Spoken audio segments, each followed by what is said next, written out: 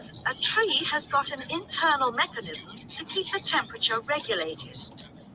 It evaporates water through its leaves, and that means that the temperature of the leaves is never very far from our own body temperature.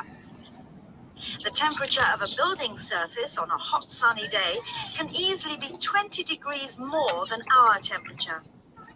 Trees, on the other hand, remain cooler than buildings because they sweat.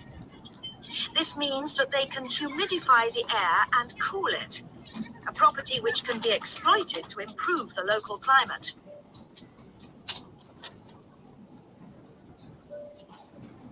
Trees can also help break the force of winds.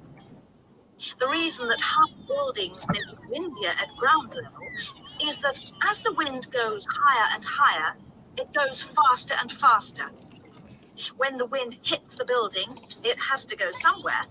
Some of it goes over the top, and some goes around the sides of the building, forcing those high-level winds down to ground level. That doesn't happen when you have trees. Trees filter the wind and considerably reduce it, preventing those very large, strong gusts that you so often find around tall buildings. Another problem in built-up areas is that traffic noise is intensified by tall buildings.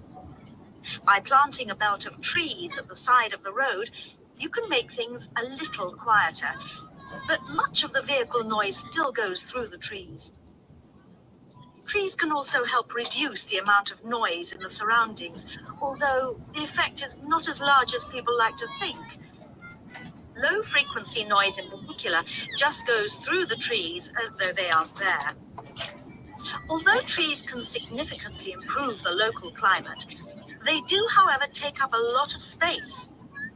There are root systems to consider, and branches blocking windows and so on. It may therefore be difficult to fit trees into the local landscape. There is not a great deal you can do if you have what we call a street canyon, a whole set of high-rises enclosed in a narrow street. Trees need water to grow. They also need some sunlight to grow, and you need room to put them. If you have the chance of knocking buildings down and replacing them, then suddenly you can start looking at different ways to design the streets and to...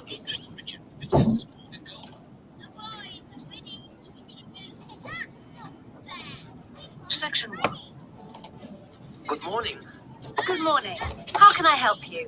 I understand that the school organizes trips to different... Yes, we run 5 every month. 3 during weekends and 2 Wednesday afternoon trips. What sort of places?